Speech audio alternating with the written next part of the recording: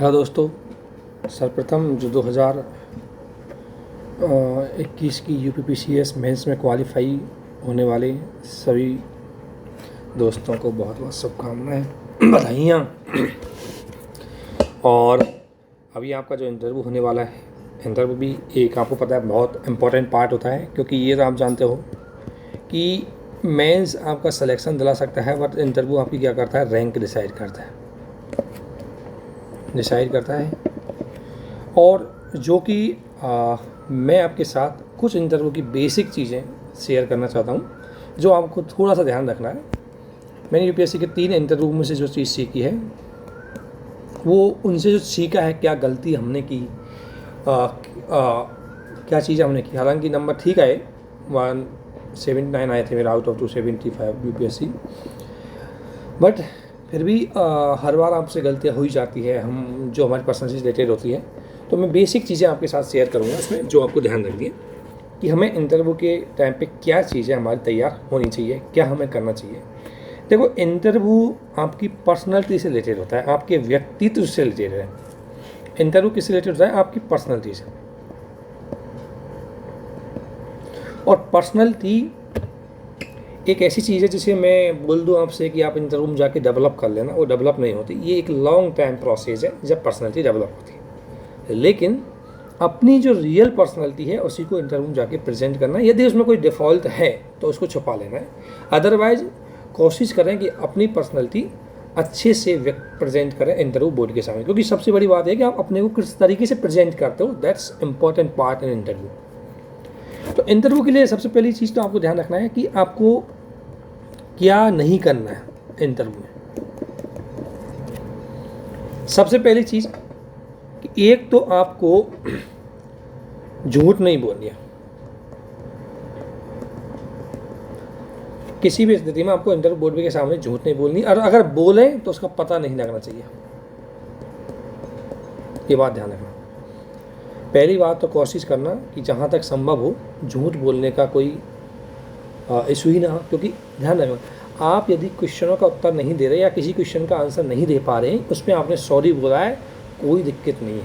लेकिन यदि किसी पॉइंट पे आपने झूठ बोला है और उसके बाद आप पकड़ में आ गए, यानी कि आपकी इंटीग्रिटी डाउटफुल हो गई कि ये व्यक्ति जब हमारे सामने ही झूठ बोल सकता है तो फिर शासन कैसे चलाएगा, उसमें भी ये इंटीग्रिटी डाउटफुल रहेगा।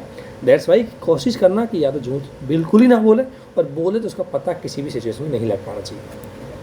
दूसरी बात, जो आपने ओपिनियन लिया है किसी मुद्दे पर, अगर आपको कोई ओपिनियन है, कोई भी मुद्दे पे ओपिनियन है, तो स्टार्ट से लेकर के और एंडिंग तक उसी ओपिनियन पे डटे रहना, अपना ओपिनियन चेंज मत करना। और यदि सिचुएशन आपको ऐसी लगे कि मैंने कोई चीज़ गलत ले ली या गलत स्टैंड ले लिया, तो उसका सॉरी मांगते हुए अपना ओपिनियन चेंज कर सकते हैं। लेकिन आप पहली बात तो ओपिनियन आपका गलत नहीं होना चाहिए। अगर आपका ओपिनियन बहुत ही ज़्यादा गलत है, जिसके पक्ष में आपके पास कोई तर्क नहीं है, तब दिक्कत आ जाएगी। तो ओपिनियन में क्या है कि आपके पास तर्क होने चाहिए कि जो भी ओपिनियन आप ले रहे हैं किसी पॉइंट से, किसी विषय से जुड़े हुए, तो आपके पास तर्क होने चाहिए और अपने तर्कों पे टिका हुआ होना चाहिए, उनको बदलना नहीं। क्योंकि कई बार फर्स्ट मेंबर आपसे कुछ पूछेगा और चौथा मेंबर भी आपसे वही पूछेगा, और फर्स्ट और चौथे मेंबर के एक ही क्वेश्चन के आप ओपिनियन बदल दोगे, तब आपको दिक्कत आएगी। ओपिनियन नहीं बदलना है, जो ओपिनियन लिया है उसको अच्छे से रखना है, ये आपको नहीं करना बिल्कुल। तीसरा, सॉरी। देखो, अगर आप पे कोई क्वेश्चन नहीं आ रहा है तो बड़े धैर्य से थोड़ा सोच के और पोलाइटली सॉरी बोलना है। पोलाइटली सॉरी बोलना है कि सॉरी सर, मैं इसको अभी बताने में या रिकॉल नहीं कर पा रहा हूँ, ठीक है ना, इतना बोल देना। लेकिन गलत मत बताना। कोई चीज़ आपसे नहीं आ रही और आप गलत बता करके उनको उलझा रहे हो, तो भी इंटरव्यू बोर्ड पे नकारात्मक प्रभाव पड़ता है। इसलिए कोशिश करना, सॉरी बोलो पोलाइटली के साथ। जो चीज़ नहीं आ रही तो कोई बुरी बात नहीं है। कोई चीज़ आपसे अगर नहीं आए तो वो इम्पोर्टेंट नहीं है, क्योंकि इंटरव्यू आपकी नॉलेज नहीं देखी जाती। इंटरव्यू में आपकी देखी जाती है कि जो आपकी नॉलेज है उसको कितना अच्छे से प्रेजेंट कर पा रहे हो, आपकी पर्सनैलिटी कैसी है, क्या आप एक एडमिनिस्ट्रेटिव बन सकते हो, वो चीज़ आपकी देखी जाती है। तो आपको उस पर फोकस रखना है कि अगर कोई क्वेश्चन आप पे नहीं आता और अगर लगता है कि मुझे आता है बट डाउट हूँ, तो बोल रहे हैं सॉरी सर, मुझे लगता है कि मैं इसमें इतना कन्फर्म तो नहीं हूँ, लेकिन मुझे जितना समझ पा रहा हूँ वो इतना है बस। यानी कि इतना बोलते ना मैं कन्फर्म नहीं हूँ सर इसमें अगर कोई इसमें, तो बस ये नहीं, ऐसा नहीं कि गलत चीज़ पे आप अपना स्टैंड एकदम स्ट्रॉन्ग मत करना। अगर गलत चीज़ है तो उस पर थोड़ा सा अपने आप को कमज़ोर कर लेना कि सॉरी सर मुझे लगता है कि मेरा पक्ष ये है, ठीक है। दूसरा, इंटरव्यू बोर्ड से उलझना मत।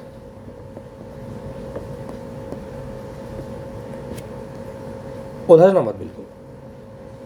इंटरव्यू बोर्ड से, अगर आप इंटरव्यू बोर्ड होता है जैसे लड़की है तो लड़कियों से कई बार ऐसे क्वेश्चन पूछे जा सकते हैं जो उनको उस टाइम थोड़ा इरिटेट कर सकते हैं, ठीक है ना। जैसे आपसे यही पूछ सकता है कि क्या आपको लगता नहीं कि महिलाएं आगे बढ़ रही तो परिवार टूट रहे हैं, ठीक है ना। तो क्या परिवार टूटने के पीछे जिम्मेदार महिला हैं? ये दहेज कानून महिलाओं के लिए बनाया गया, उसका इतना उल्लंघन हो रहा है।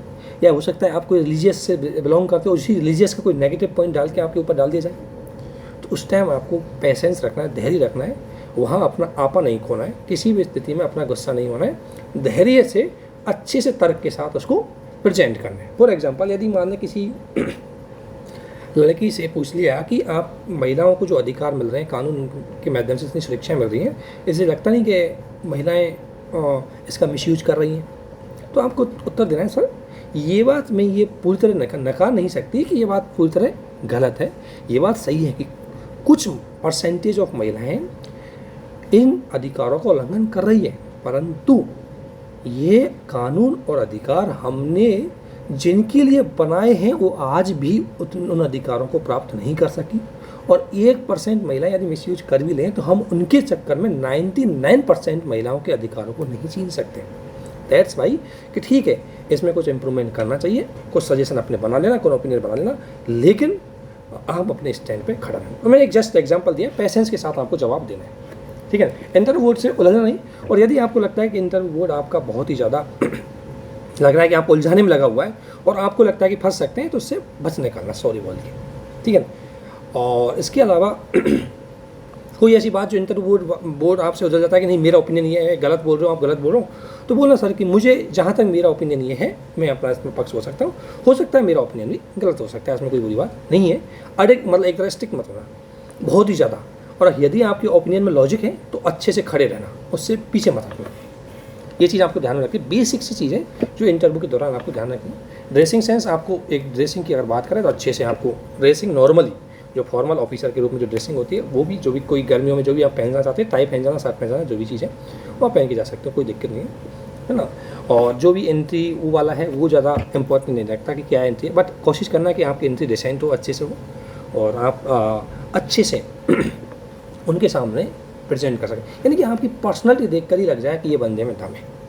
जब भी हमने देखा है, मैं हो या कोई भी हो, हम कई बार कई जगह क्वेश्चन में वहाँ जाके मायूस हो जाते हैं।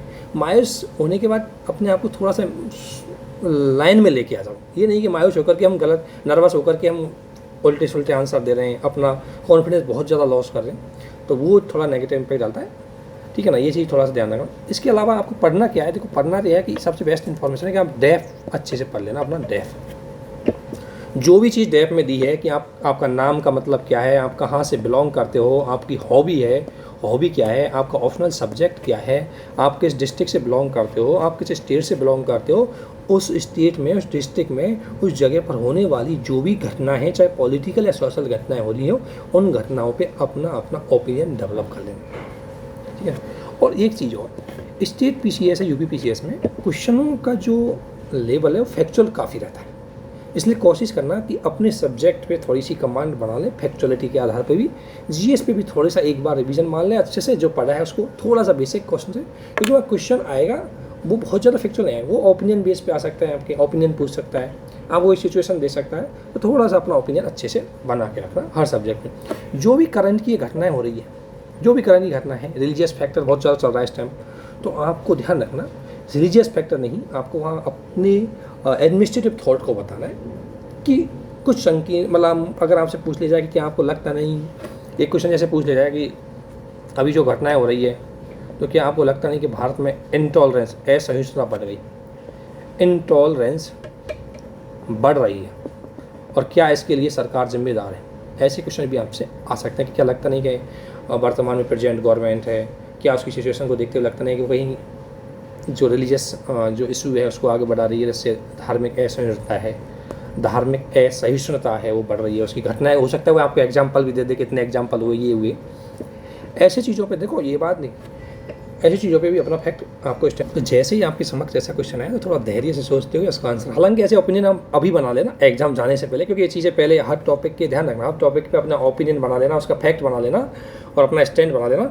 जैसे ही आप जहाँ जाओ तो उसी हिसाब से बोल सके, क्योंकि वहाँ अचानक से कई चीज़ें याद नहीं आती जब वो अचानक से क्वेश्चन आता है। तो इस क्वेश्चन में आपको यही बताना है कि देखो ये बात सही है कि सरकार डायरेक्टली ऐसी, क्योंकि हम एक सेकुलर स्टेट है और सरकार डायरेक्टली किसी भी धर्म को बढ़ावा नहीं देगी, सभी धर्मों का इक्वलेंट तो करती है। बट सरकार की जो लोग हैं, हो सकता है सरकार के जो जिस सत्ताधारी दल है उसके कुछ कार्यकर्ता इस सुरक्षा पे कुछ मिसयूज कर दे कि हमारी सरकार है, तो वो इसमें बढ़ावा मिल जाए, तो इसमें सरकार की कोई डायरेक्ट गलती नहीं है, ठीक है ना। और दूसरी बात, सोशल प्लेटफॉर्म हो गए, सोशल मीडिया हो गई, कोविड के बाद दुनिया दोबारा बाहर निकलना चालू हुई तो ऐसी घटनाएं ज़्यादा बढ़ रही है। ऐसे फैक्ट आपको देकर उसको बच सकते हैं, ठीक है ना। लेकिन कभी ज़्यादा नेगेटिव फैक्ट आपको नहीं होना चाहिए, बैलेंस होना चाहिए अच्छे से। और इससे रिलेटेड अपने केस स्टडी भी तैयार रखना कि ऐसी घटनाएं हो जाती है तो आप किस तरीके से वहाँ बच पाओ, ठीक है ना। ये बेसिक चीज़ें मैं बता रहा हूँ, कुछ ज़्यादा ऐसा नहीं, आप तैयारी की होगी धैर्य से। जिनको नर्वसनेस फील होती है वहाँ कुछ नहीं है, इंटरव्यू बोर्ड बहुत अच्छा होता है, आप अच्छे से जाना, अच्छे से बता के आना, नहीं आए तो मना कर देना, कोई बड़ी बात नहीं है। अगर आपने बहुत ज़्यादा क्वेश्चनों पे भी अगर आपने मना किया है तो कोई दिक्कत नहीं। बट यदि कोई क्वेश्चन ओपिनियन बेस है, आपसे ओपिनियन मांगा है या आपको कोई केस स्टडी के सिचुएशन में डाल दिया, उस क्वेश्चन में मना मत करना, वो नेगेटिव इम्पैक्ट आप पे डाल देता है, ठीक है ना। फैक्चुअल क्वेश्चनों पे आप मना कर सकते हो, कोई इशू नहीं है उसमें कोई बड़ी बात नहीं है ऐसी, ठीक है ना। और मैं जस्ट इतना सा ये वीडियो बना रहा हूँ, ज़्यादा बड़ा वीडियो नहीं है। आपको अगर कोई भी इशू है तो क्वेश्चन आप मतलब पूछ सकते हैं ग्रुप में, जो भी ग्रुप में है हमारा, उसमें आप शेयर कर सकते हैं कि मुझे ये डाउट है। बस एक कोशिश करना कि अपनी पर्सनैलिटी पर अच्छे से काम करना, ईमानदार रहना है, अपने जो नॉलेज है उसको अच्छे से ब्रस्ट कर बढ़ाना है ना। और इसके अलावा थोड़ा सा करंट है उससे अपडेट रहना, न्यूज़पेपर थोड़ा सा पढ़ते रहना, उस पर अपना कोई घटना आ रही है, पॉलिटिकल घटना है, कैसी भी घटना हो, उसको अच्छे से अपना ओपिनियन डेवलप कर लेना, उसके बारे में थोड़ी बेसिक इन्फॉर्मेशन रख लेना। और अपने सब्जेक्ट ऑप्शनल है उसका अपना बैकग्राउंड क्या है, अपनी हॉबी क्या है, आप किस जगह से बिलोंग करते हो, है ना, वो चीज़ें आपको बेसिक सी तैयार कर लेनी है। इसी से ज़्यादा क्वेश्चन आपके बाहर आते नहीं है, बस नॉर्मली यही क्वेश्चन आते हैं। डेफ को अच्छे से तैयार कर लेना, डेफ, ठीक है ना। तो वो चीज़ है, इतना आप तैयार करोगे तो आपका काम चल जाएगा, क्योंकि ज़्यादा टाइम तो आपको मिला नहीं, पर जितनी आपकी तैयारी है उससे काम चल जाएगा। कोशिश करना कि वहाँ अपनी ईमानदारी बना के रखें और जो भी ओपिनियन रखें उस पर अपना तर्क अच्छे से रखें, तब तो अपना काम बन जाएगा, कोई दिक्कत नहीं है। अगर ओपिनियन में आप डामाडोल हो जाते हो और ओपिनियन बदल लेते हो तो उनको लगता है कि आदमी जल्दी सी सिचुएशन देखकर बदल जाएगा, तो वो चीज़ अच्छी नहीं है। तो बेसिक चीज़ आपको यही ध्यान रखनी है, एक तो आपको DF है उसको अच्छे से पढ़ना है, ठीक है। दूसरा बेसिक चीज़ कि क्या गलती मैंने बताई वो नहीं करनी है, ठीक है ना, अच्छे से रहना है आपको, ठीक है ना। और अपना ओपिनियन है उसको अच्छे से डेवलप कर लो, ये चीज़ आपको करनी है। आप सभी को जिनका इंटरव्यू है उनको बहुत बहुत शुभकामनाएं हैं, बहुत बहुत ऑल द बेस्ट। और साथ ही जो एक बार मॉक इंटरव्यू ज़रूर देना, जो जहाँ भी आपको बेसिक मॉक इंटरव्यू है, UPSC हिंदी भी आपको प्रोवाइड करवा रही है, तो वहाँ भी आप मॉक इंटरव्यू दे सकते हैं। और मैं भी अगर आपको कोई चीज़ चाहिए तो मैं भी सजेशन जो भी मैं सीखा हूँ, मतलब मेरी फ्रेंड्स जिसके नंबर अच्छे आए हैं, मुझसे भी बहुत ज़्यादा नंबर आए, जैसे मेरी तो 179 की समथिंग, मेरे दोस्तों के 210 UPSC में आए, कुछ PCS में मेरे दोस्त थे तो उनके भी अच्छे नंबर आए। तो जस्ट कोई ऐसा नहीं है कि उस दिन आपका, एक तो आपका दिन कैसा है ये इंपॉर्टेंट है। कई बार हम बहुत अच्छी तैयारी करके जाते हैं, आपके नंबर इतने नहीं आते, कई बार हम रैंडमली जाते हैं, आपके तैयार नंबर आ जाते हैं, ठीक है ना। तो वो चीज़ें वो ज़्यादा इफेक्ट नहीं रखता, आपको बस जाओ अच्छे से करके आओ, उस दिन होगा जो देखा जाएगा। बस अपने मन में दम रखो बस कि मुझे अपनी तैयारी अच्छी है और जो भी अब मैंने पढ़ा है अच्छे से बता के आऊँगा, और बिल्कुल नर्वस नहीं होना है, कुछ नहीं होगा, आराम से आपका रिजल्ट अच्छा आएगा। बस आपको पॉजिटिविटी रखनी है और अपने जो भी ओपिनियन लो उन पे स्टैंड अच्छा से रखना है, और जो सिचुएशनल क्वेश्चन है उनको छोड़ना नहीं है, उनको मना नहीं करना है, उनको बताना है, ठीक है ना। और बैलेंसिंग आंसर रखना, प्रैक्टिकल आंसर देना, मतलब ऐसा नहीं कोई आइडियल आंसर देते, प्रैक्टिकल आंसर देना है बिल्कुल। और सिचुएशन जो इंसिडेंट घटित हो रही है इंटरनेशनल लेवल पर, नेशनल लेवल पर, डोमेस्टिक लेवल पर, आपके स्टेट में, आपके होम डिस्ट्रिक्ट में, उन सारी इंसिडेंटों का थोड़ा ध्यान जरूर रखें। इसी के साथ आप सभी को बहुत बहुत धन्यवाद और all the best for your interview. और अच्छे से दिए, धमाल मचा के आइए इंटरव्यू में, धैर्य से देना। Thank you.